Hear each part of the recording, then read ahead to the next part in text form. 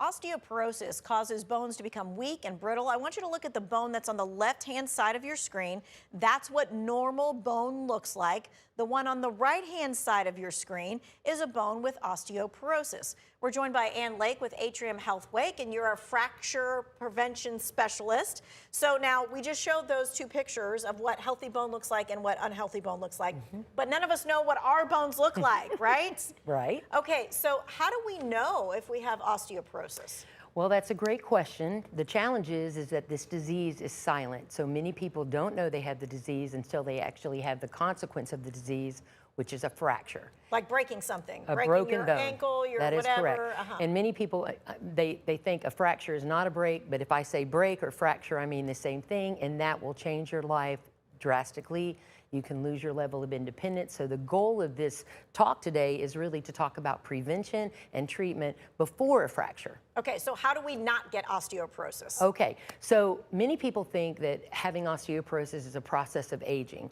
The challenge is that our bones are remodeling on a regular basis. We're building and losing bone, but as we age, we start to lose bone faster than we're gaining. So we can develop weak and brittle bones over time without even realizing it's happening. And we're not talking about at 80 years old. We're talking about osteoporosis at 50 years old. That's right. I want to make a point. Women get their mammogram in their 40s now. We have colonoscopies in their 40s. We are recommending that women in the first 5 years after menopause get a bone density test to check and see what the mineralization and the quality of their bone is. As we continue to age, it needs to be monitored. That will lead to more prevention. But most people have a fracture before they get that screening done. Okay, so that's screening, a DEXA scan, right? Correct. All right, you don't even have to do anything. You lay on a table and the DEXA scan does all the work. You don't have to drink anything, take anything, nothing. Nope, less radiation than a chest x-ray.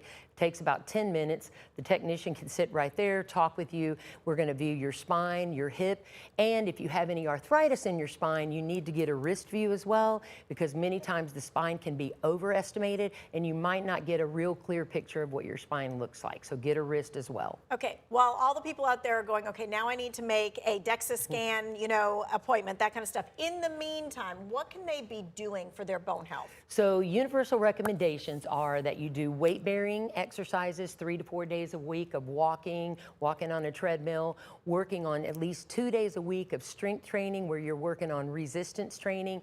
If you can work with a trainer, it's great. Probably want to get somebody that understands where you are in your age and maybe what some of the physical limitations you have so you can safely do those exercises.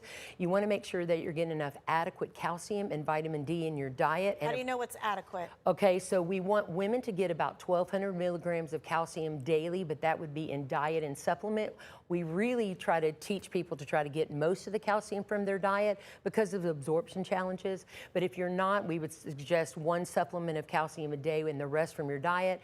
Vitamin D levels, you should have those checked on a regular basis. We usually recommend the lab be about between 45 and 75, and many people have vitamin D deficiency and they're not aware of it. I'm out in the sun, you can see all the time, but my vitamin D was deficient. So you have to get those measures so you can know exactly what to take. And then the most important thing for universal recommendations is falls prevention, because if you have osteoporosis and you fall, you are more likely to have a fracture. I think a lot of people would think, well, I mean, I work out some, whatever, I look healthy, I feel healthy, I can't possibly have osteoporosis. Yep, that's the you know, the problem that people have is they think they are, and they have that one stumble, one fall doing daily activities and they fracture. Yeah, we're not talking about you have to be skiing to do it. You can just step off the step the wrong way. That's right. If you have a low trauma fall and you have a fracture and you're over the age of 49, it is critical that you get screened, get a bone density test, because that first fracture is the indication that you're higher risk for another fracture in the first 1 to 2 years. Women and men. Women and men. Okay. Yep. That's just one more thing that you need to put on your list, but it is something that's going to help you age well over time as well. Right. Okay. So if you want to see this, maybe you need to send this interview to somebody. It's going to be in the Who Wants to Know section of our website.